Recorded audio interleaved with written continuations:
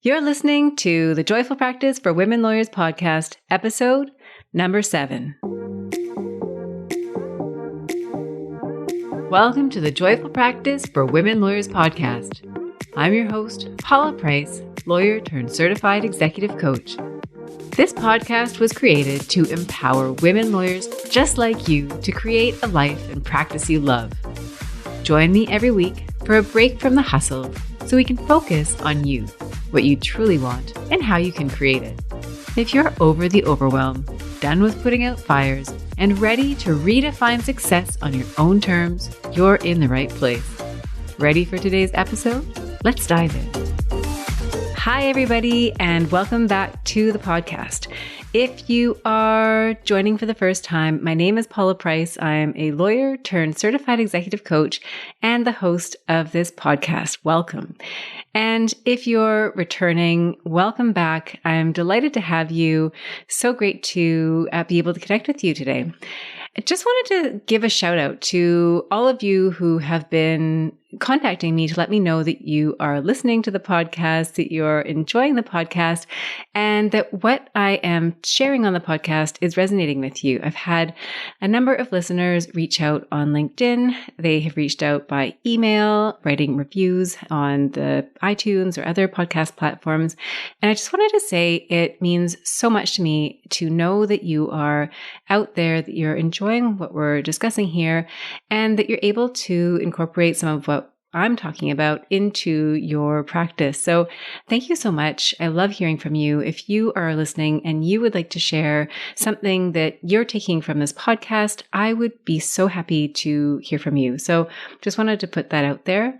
Also, if you're enjoying the podcast and you feel so inclined, I'd love it if you'd leave a review on iTunes or wherever it is that you listen to your podcast. It does help other people just like you find the podcast. So that would be amazing. Now, before we jump into today's episode, which is all about non-negotiables and the power that you can derive from making a decision about something that is non-negotiable, I just wanted to comment a little bit about what's going on here in Vancouver. For anybody who's in Vancouver, we're at the end of June, and today is an unprecedented day in this city. We are hitting a heat record for this city. I don't think we have ever surpassed this record. I think the last record on file was about 32 degrees Celsius for warmth, for heat at this time of year, maybe ever. And today the temperatures are soaring. We are at about 39 degrees Celsius.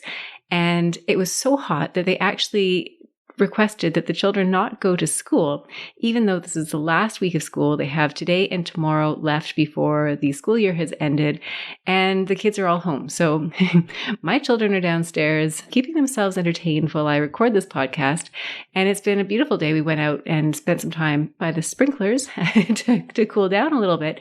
But it is so unexpected. I mean, this is not something that any of us ever could have anticipated. And it really is the grand finale on what was a very unusual year. And I know that I extended a shout out the other week to parents who have been going through this whole pandemic, working from home and having their children at home. And today is just another reminder to me of how that experience unfolds, how challenging it is to really balance your life and your professional life, your home life, your professional life in these circumstances. And so hats off to all of you who have been doing this on a much more intense scale than some of us in other parts of the world. So anyhow, wherever you are, I hope that you're comfortable, that you're not too hot right now. I'm sitting in somewhat of a sauna, but I cannot complain. Everybody's safe, healthy, happy. You know, we're going to look back on these hot days in the middle of winter and wish that we had 39 degrees. So anyhow, wherever you are, hope you're doing well. Hope all is going well. So today we're talking about non-negotiable goals. And I really thought now would be a great time to talk about this topic in relation to previous episodes of this podcast. You'll recall episodes 4 and 5, we talked about perfectionism and we talked about fear. And I love that listeners wrote in to say that they really resonated with what I was talking about. Some of the examples around perfectionism, some of what I shared around that feeling of fear when you're going after your big goals. And I'm so delighted that you are resonating with that and that you're able to take on some of these suggestions that I'm sharing with you. Last week in episode 6, we talk about great goals.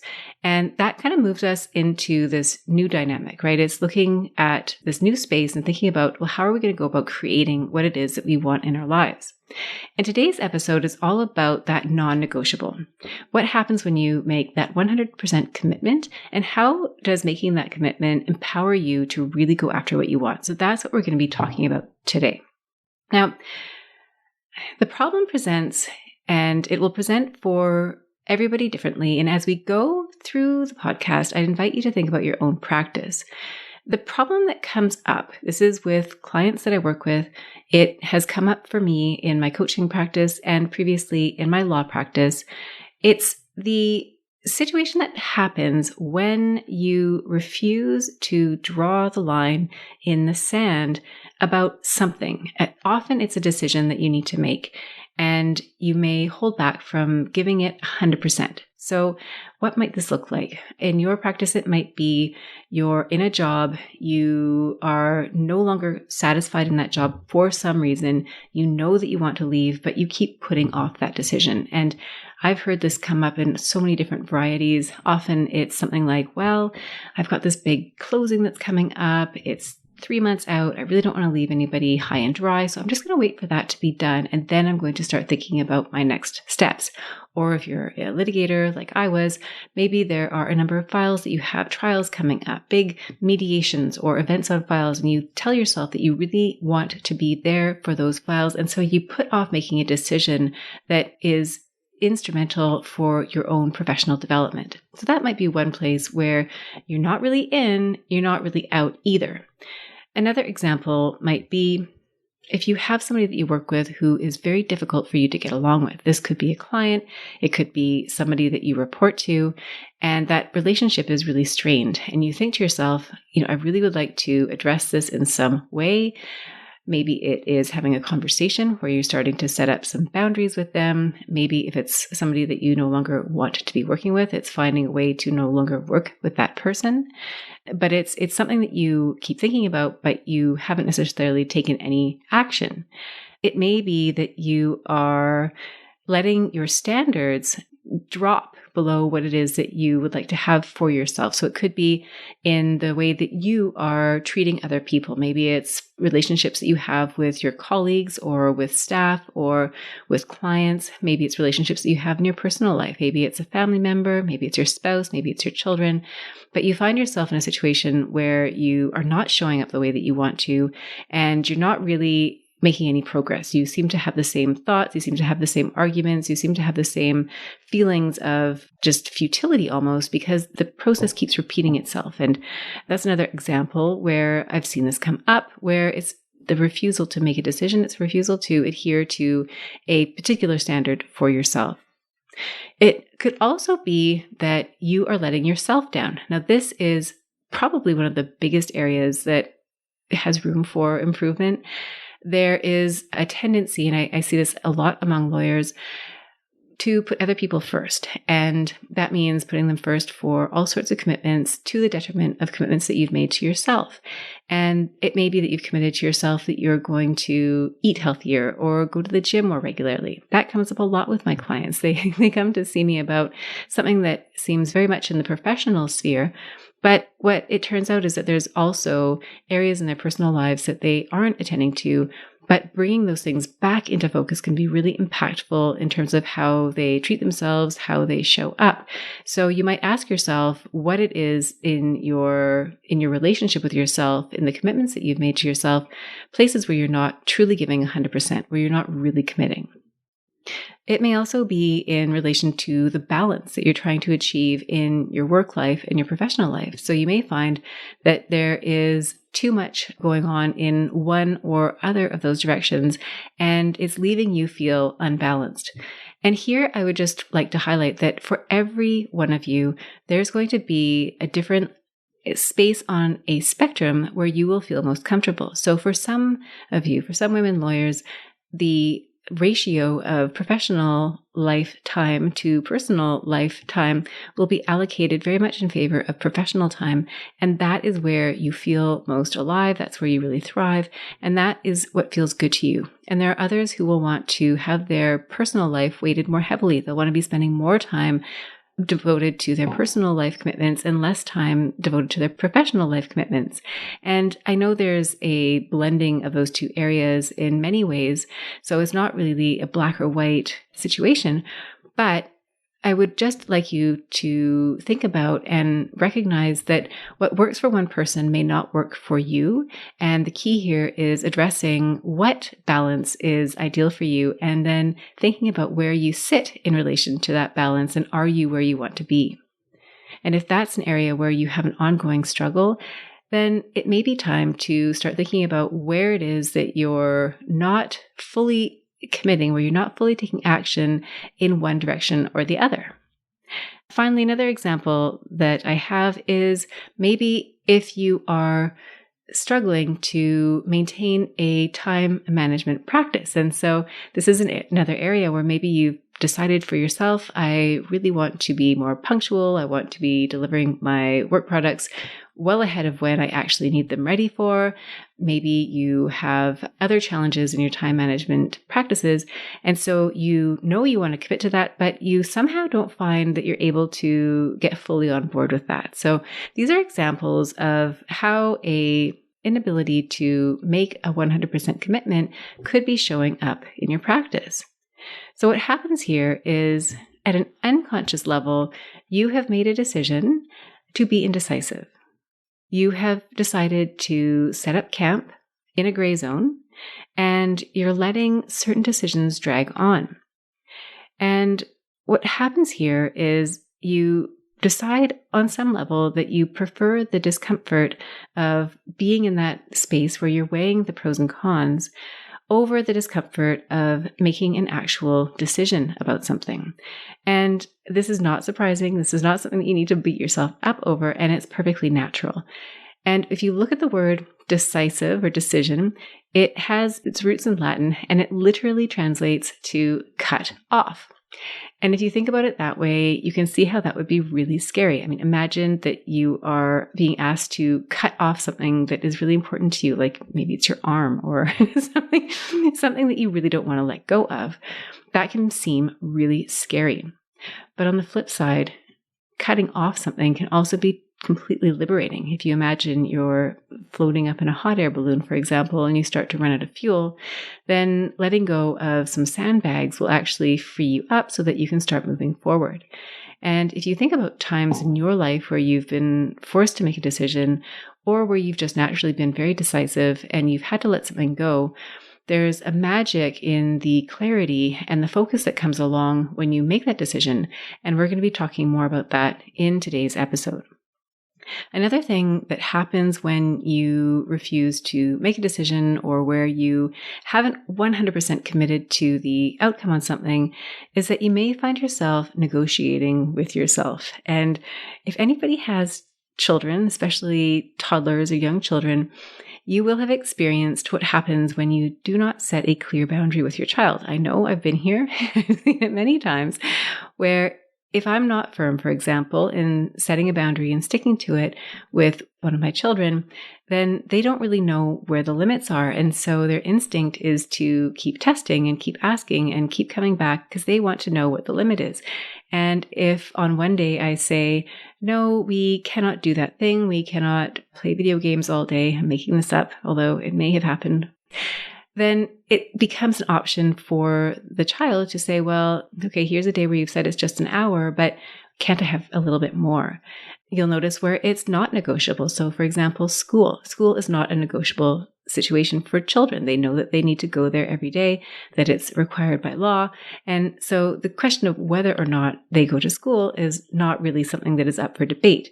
Whereas something that may be optional in our case, in our family, our children go to after-school care, and we're a bit more flexible on that. There are a lot more negotiations that go on around that element of their day than around school. So turning that around to yourself, you may ask yourself where you are firm with the rules that you've set for yourself and where you keep negotiating with yourself. And I'd ask you to think about that because it works in two ways. Number one, there may be small slips that you're allowing for yourself that are not working in your favor. So for example, if your goal is to get a new job and you are one of those people that is saying, well, I'm just going to wait for that trial to go ahead or to settle. Well, I'm just going to wait until next February because that's when the bonuses are issued, or I'm just going to wait till someday when. Then what you're doing is you're giving yourself these little small steps in the direction against what it is that you're ultimately wanting to achieve.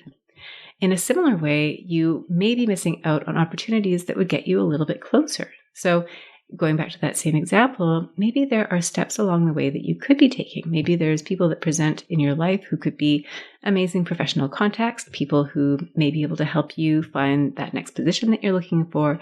And so long as you're in this mindset of indecision, you may not see those opportunities, may not recognize those opportunities, or you may see them and recognize them, but decide to do nothing about them. So that's why I think it's really important for us to spend a little bit of time today thinking about what is going on in your practice, in your personal life, where you've set your non-negotiables, where you've got the negotiables that maybe you want to convert into non-negotiables, and how we can go about doing that.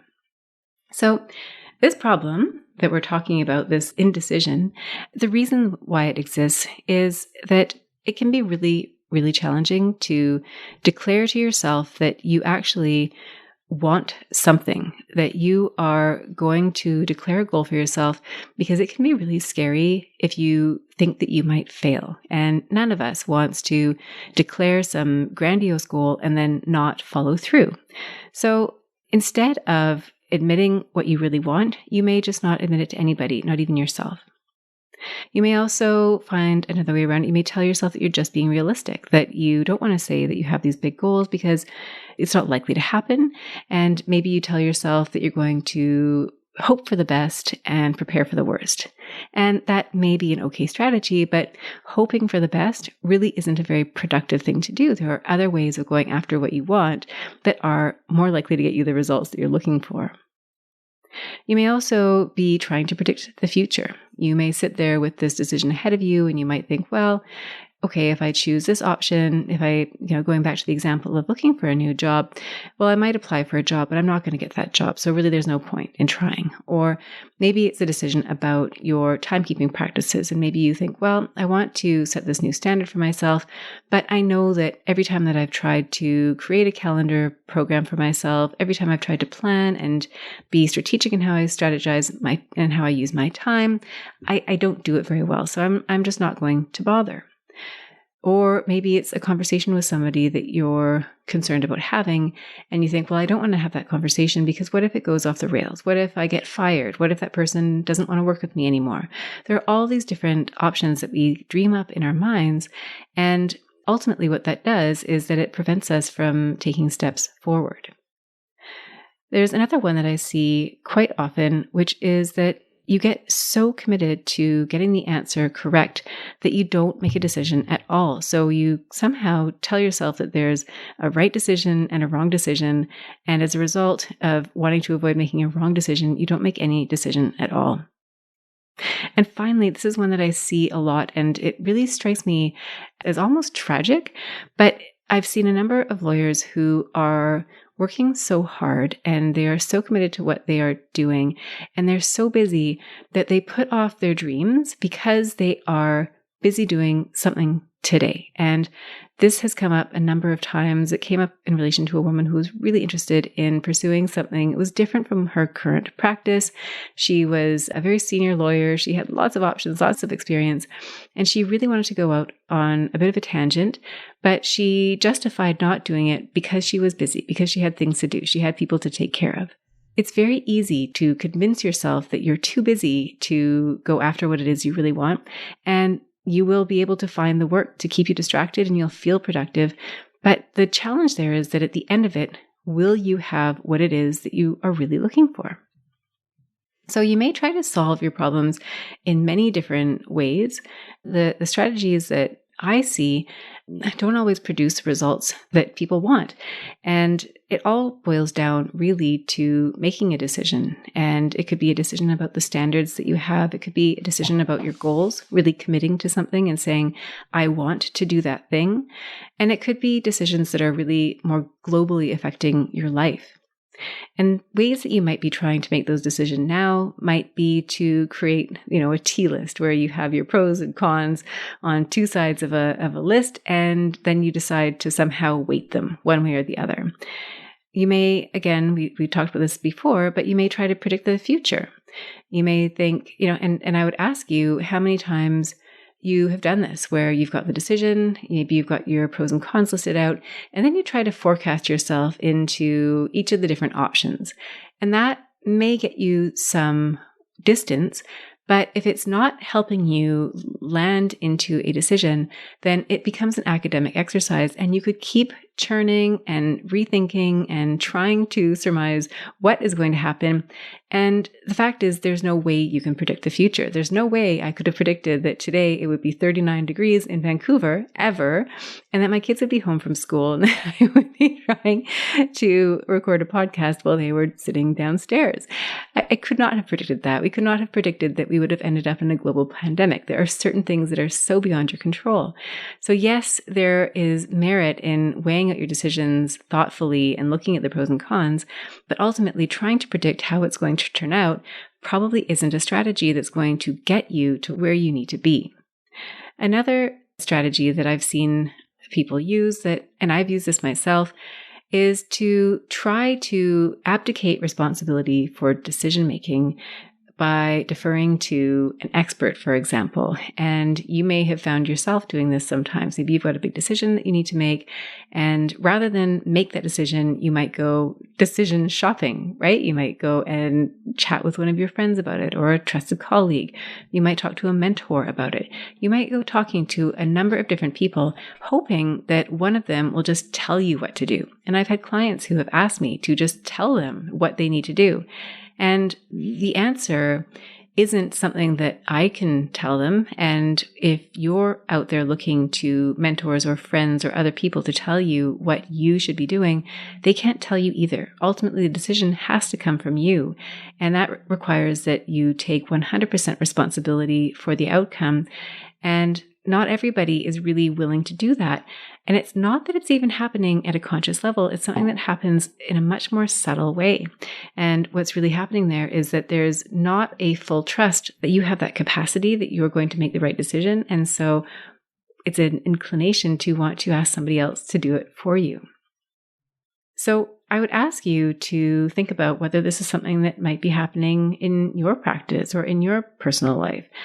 Are there decisions in your life where you find yourself turning to other people? I know there are decisions in my life where I continue to do that. I know what I'm doing, and yet I can still see myself asking people for their opinion. It's like, okay, what is it that I'm wanting them to tell me? Another area might be responsibilities that you are trying to avoid. So an example of this for me was when I was in private practice, not really feeling comfortable setting any boundaries around my time. I always wanted to be available. This is something that I prided myself on. But once I had children, I could no longer be the person who would always be available, because somebody needed to be available to pick my children up from daycare. Somebody needed to be available to look after them. And so I started to assert boundaries because I had my children there that I needed to take care of. And so you might ask yourself, and really the issue there is boundary setting, is being able to set those boundaries for myself. And you might ask yourself where there might be areas in your life where you've got a similar situation where you need to assert something or take responsibility for something, and you're not willing to do that for yourself. Finally, another strategy that doesn't produce necessarily the best results is waiting for inspiration to hit you. You might be waiting for that decision to just strike you in the moment, and sometimes you may find that the decision does just reach you like magically, but sometimes it doesn't. And if you're waiting for the decision to just make itself, you may be waiting for a very long time. Now, the reason that these strategies don't necessarily work is because you have not committed to the outcome. these strategies don't necessarily work because you've developed a habit with yourself that makes it okay to stay in indecision. And we've talked about neural pathways before and how your brain gets really good at doing the things that you do frequently. So if you're often in a situation where you are being indecisive and that becomes your default way of doing things, that becomes a well-traveled neural pathway in your brain, and that becomes a very easy reflex for you. Another reason why this is not a particularly effective strategy is that you may find that you are just draining your batteries. And there's a lovely analogy for this. If you think about your cell phone and what happens when you go out into a remote area, if your phone is turned on, it will seek out a signal. It'll keep seeking out a signal, and it will keep trying until it gets one, even if it doesn't. And so your phone may not be connected to any internet or any sort of, it may not be in communication, but it's working really hard. And that's kind of like what's happening in your mind when you have an unmade decision, an unset standard that you're not willing to commit to. Your brain is constantly processing it. You're throwing that idea back and forth. You're spending time, you're churning. And yet, because you're in that mode, you're spending a lot of energy, but you're not getting a lot of results. So that's another reason why this strategy doesn't typically work. And what's really interesting is if you think about what you could be doing with that energy if you weren't mulling over or stewing over an unmade decision. I mean, think about what would happen if you took that energy and used it toward taking steps in the direction of a decision. Now, the result that is created when you aren't being strategic about your decisions is that you don't get what you want. If you're so busy making a decision or being in that space, that gray zone of weighing the pros, weighing the cons, then you may never get started in taking direction. So you may stay in that job way longer than you wanted to stay in that job.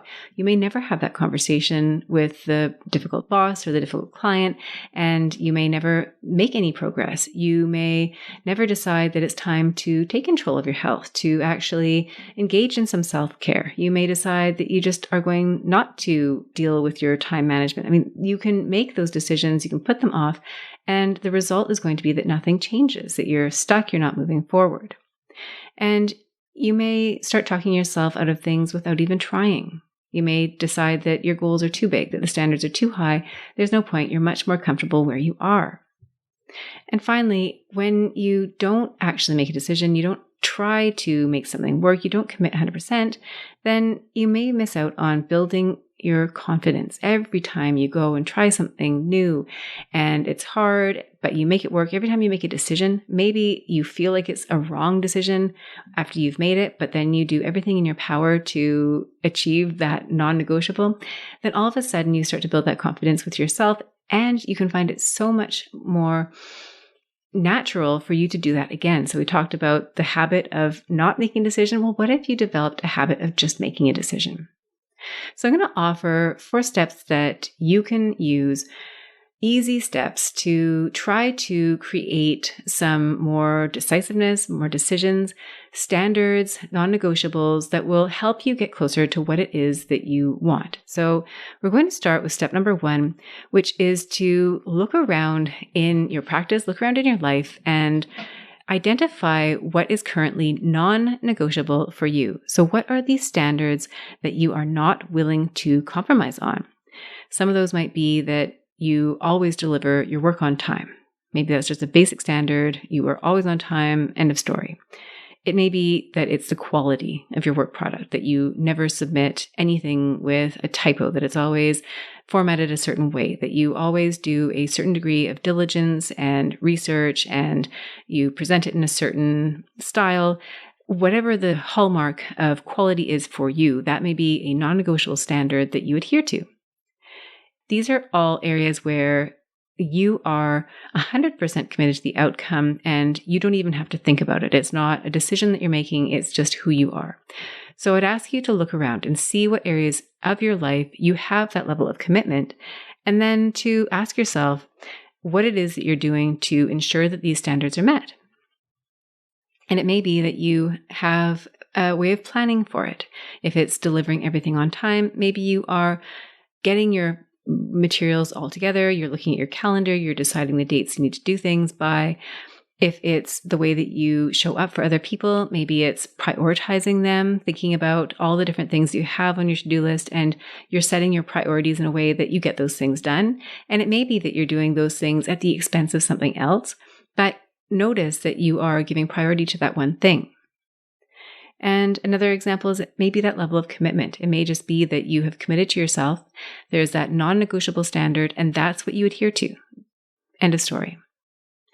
And what I would invite you to do is to think about what these strategies are that you're using, looking at the meta skills that you're engaging, and create a list, create a checklist, because that may be the ingredients that you need to set up a success formula for yourself. Those steps may be the ones that you simply need to take in relation to something that's important to you, but not yet non-negotiable. Now, step 2 is to be honest with yourself about where you are not staying true to your goals. So this is really looking at areas in your life, and maybe you identified some of these when you were thinking about what was non-negotiable to you. So what is it right now that you're not 100% committed to, that you could be 100% committed to, that you want to be 100% committed to? And when you look at those, think about what they are. For some of you, it may be your relationship with yourself, like I mentioned before. Maybe that's an area where you know you're falling short, you don't want to fall short, and you want to improve the trust that you can have with yourself that you're going to follow through on the commitments that you make to yourself. Maybe it's your exercise program, maybe it's time that you're spending looking after yourself, time with friends, time with families, maybe there are hobbies that you have. Maybe it's your own professional fulfillment. Maybe it's looking at your career more strategically and being less in that reactive mode where you are answering to everybody else and not really taking the time to think about what it is that you want. So these are areas where you might think, okay, I have a goal here and I know that I'm not committing to that goal 100%. So once you have identified those, then I would ask you to think about how long this has been going on for. I mean, really what we're talking about here is somewhat of a negotiation with yourself. So you have the standard that you want to have, but you're somehow talking yourself out of committing to it, to taking steps toward it. So what's going on? How long has that been going on for? And what's it costing you? If you look at that duration, I mean, maybe it's your health. And I know this happened with a number of individuals when we went into the pandemic mode. It's a big adjustment. If you're not used to working from home and all of a sudden you're working from home, a lot of your self-care routines may have fallen to the wayside. And so look at that and think, well, what is it costing me to have that happen? And do I want that to continue? So think about the cost, think about what would happen a year from now if you followed on that course, and think about what would happen a year from now if you just decided that this was it. I'm making a decision, I'm going to change this, and a year from now, I want to be 100% committed to my health, my new job, whatever it happens to be, and then take every imaginable step that you can to make that result happen. So that's step 2, is really to be honest with yourself about where you're falling short of your goals. And then you can start to really work with those and start to make them happen. Step 3 is to be bold about the goals that you declare for yourself, about the standards that you set for yourself. Going back to that earlier point, we often talk ourselves out of setting the bar too high because we don't want to fail. We don't want to declare something and then be embarrassed that we didn't actually achieve that thing. We want to be realistic, right? We think, well, that's likely what's going to happen, so why don't I just set my goal for that? And there's quite a downside actually to that, in that you may be selling yourself short. And there's this wonderful expression, Hal Elrod shares it in a book called The Morning Miracles. And what he talks about is this idea that setting a goal isn't so much about achieving that very specific goal. The whole point of setting a goal is the person that you become in trying to achieve that goal. So if you set yourself up with a nice, large, juicy, maybe it's an unattainable seeming goal, and you do everything in your power to reach that goal, you may not actually reach that goal, but you may reach something well beyond what you would have reached if you set what you conceive to be a more realistic goal. So step number 3 is be bold. Think about what you really want. If there were no limits to what you could have, if there were no restrictions, if reality wasn't a factor, What would you set your sights on?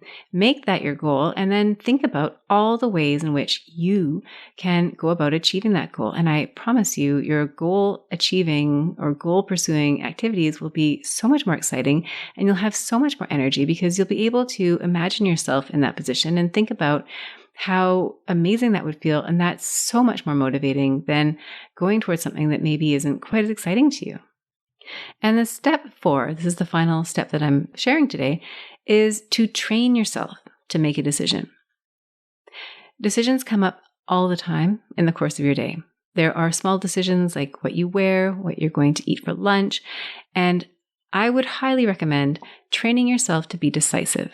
I can speak for myself. I have certain areas in my life that I've really trained myself to be decisive to the point of automation. I try to routinize as much as possible, from meal planning to exercise routine to the way that I set up my work schedule. As much as possible, I try to default those decisions so that I don't have to make them. I've made those decisions. They have become non-negotiable. They're just the modus of operation, or however you to say that. So think about what it is in your life that you can simply make a decision and then not make any more decisions about that thing. Be decisive. And then you may start looking for new decisions to make. What are some decisions that you're not currently making that you could make? And how are you going to go about making those decisions? I'd encourage you to start small, right? Start small decisions and practice that. And as you get better at making those decisions, start moving on to bigger ones. And what you'll notice is that you may find that you're not as attached, once you make those decisions, you're not as attached to having that perfect outcome. Because you'll start to see that making that decision is really where the power is. Once you've made the decision, you can move forward. Maybe you need to course correct, but maybe not. Maybe you just move forward. And if you do need to course correct, you may still be closer to getting what you want than you would be if you hadn't made any decision at all. If you're stuck, you can ask yourself, what's one small thing I could do to move this matter forward? You can use that on files. You can use that when you're writing memos. You can use that when you're sending a challenging email, or you want to start initiating that difficult conversation with somebody. What's one small step you could take today to move you closer to your goal? So here we're wanting to train yourself to be decisive. And what's lovely about doing this exercise is that you will learn to trust yourself. As you become more decisive, as you develop that practice, as you realize that regardless of what decision you make, you're going to be okay, you can become more comfortable with the fact that you are making these decisions, and you'll learn to develop a much closer relationship with yourself. You'll trust yourself, you'll trust your ability to make a decision and move ahead. And second, what will be very interesting is once you start making decisions and cutting off options to yourself, you'll see that there are new opportunities that open up. So there's this idea that if it's not a hell yes, then it's a no. And I'm not saying that every decision has to be at that standard, but the beauty in that expression is that it really highlights that what you say yes to is where you're going to proceed. And every time you say yes to something, you're saying no to something else. So if you say yes to working late at the office, you may be saying no to spending more time with your family. And maybe that's the decision that you want to make, but it's being conscious of that. And the more that you are cutting off the things that may not serve you, it allows you more time to pursue those things that do serve you. So be strategic about your commitments. Be strategic about what you want. And you may find that you don't miss the things that you let go of, and that you're finding so much more fulfillment in the things that you're saying yes to. Now, the reason that this will work as a strategy is that you will start to notice in your life opportunities where you can either up-level your thinking and move forward toward your goals, or opportunities where you may not be taking action and you may deny yourself opportunities to grow. And once you start noticing that, then you'll be able to make really conscious decisions. And once you start making those decisions, once you start seeing yourself as a decisive person, somebody who takes action, somebody who knows that the decision doesn't really matter nearly as much as how you proceed after you make the decision, You will have a new conception of the way that you see yourself, and you will become conditioned to a pattern of decisions and adapting and growing in a way that allows you to evolve professionally and personally. And the reason this is going to work is because every time you do this, you're developing a new way of thinking. Your neural pathways are becoming more entrenched, and you'll build your confidence, you'll gain momentum, and the snowball effect will take place. And pretty soon you will start to see yourself as decisive. You'll become very comfortable with setting high standards for yourself, knowing that you're going to then make decisions that align with those standards that you've set. And you'll find that this really starts to work in your favor. Now, the skills that you'll be developing as you do this are mindfulness. Again, you'll start to see the opportunities to create goals for yourself and then pursue them. It is a willingness. You'll develop that new skill of letting go of old habits.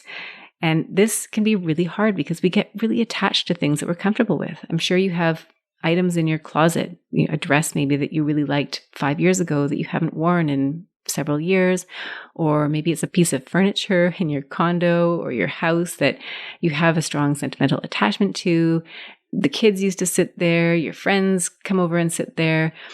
There may be certain things that you're just not really ready to let go of. Maybe it's part of your work. Maybe there are elements of your job that you love doing, but you know that they're below your pay grade, that these are things that you should be delegating now for efficiency reasons because it frees you up to take on more challenging assignments. So there may be things that you really, really love and you don't really want to let go of, but you need to let go of those things so that you can evolve to the next level of your professional work and your personal growth.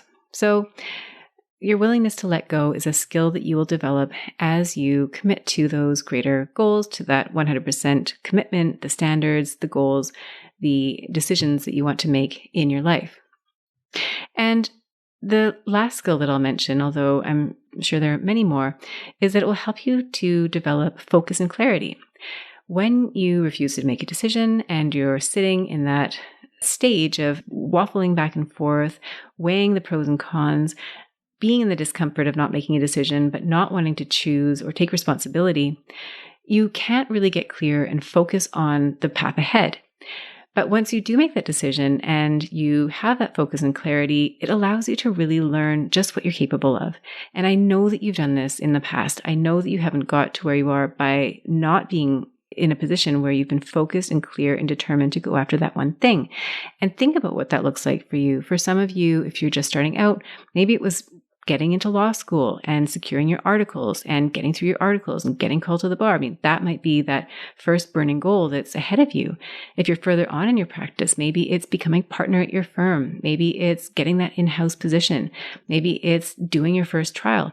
There are so many opportunities along the way where you can make that decision to go all in and to enjoy the benefit of the energy that fuels your actions in relation to that goal and the way that you feel about yourself when you finally reach it. So I highly encourage you to think about how you're developing these skills as you're reaching for those non-negotiable goals. And the results that will create are increased confidence. You'll develop more confidence in your ability to go after and achieve what you want. Your outcomes will start to be more consistent with the goals that you want. When you start being decisive about what you are choosing, you'll find that your path is narrowing way more specifically in the direction of where you want to go. Instead of being pulled in all these different directions, instead of waffling kind of like a sailboat in choppy waters where you don't really know where you're going, it's like your sails catch the wind and you start going in the direction that you want to go. And that is where I want you to see yourself. I want you to be thinking about that when these decisions come up. It doesn't matter how small they are, how big they are. Take advantage of those opportunities to think about which one of these decisions is going to get me closer to where I really want to be.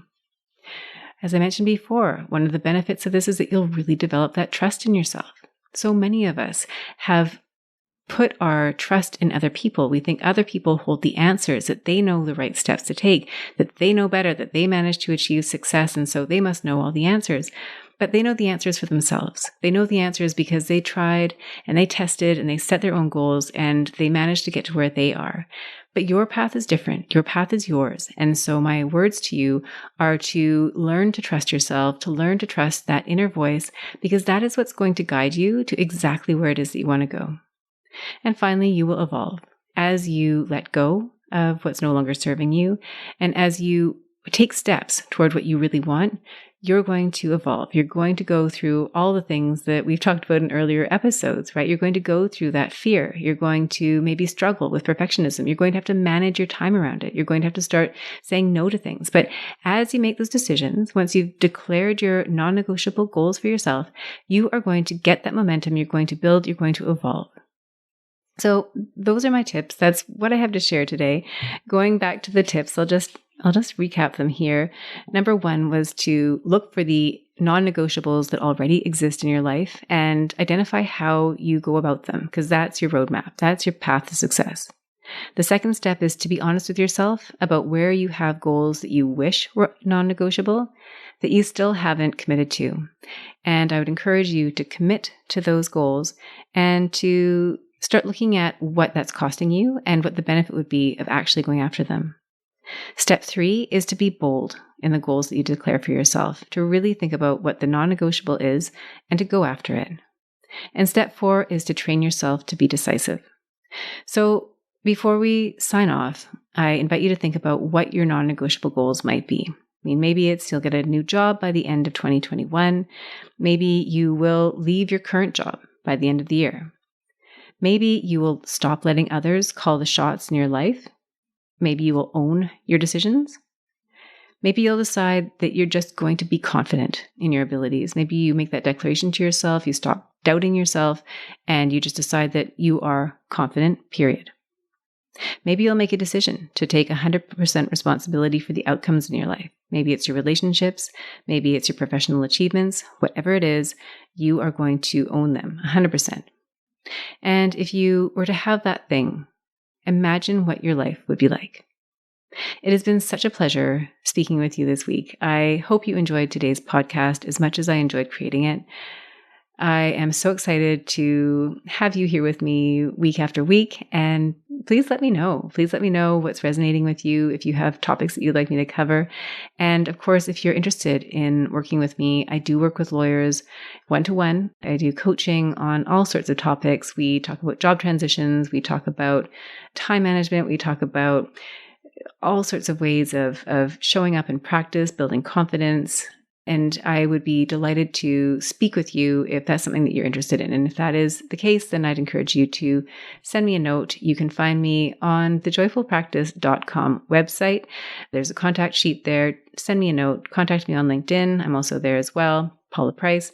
And I would love to hear from you. So wishing all of you a fabulous week. Hope you stay cool, and I'll look forward to seeing you again soon. Thank you for tuning in. Bye for now. If you enjoyed today's show and don't want to miss an episode, subscribe and follow the show wherever you listen to your podcasts. If you haven't already, please leave a rating and review. Your feedback will help me create a podcast that's tailored to your needs and goes straight to the heart of what matters to you. For instructions on how to subscribe, rate, and review the podcast, visit www.thejoyfulpractice.com/podcast launch. See you next time. Thank you for listening to this episode of the Joyful Practice for Women Lawyers podcast. If you want more information, visit www.thejoyfulpractice.com. See you next week.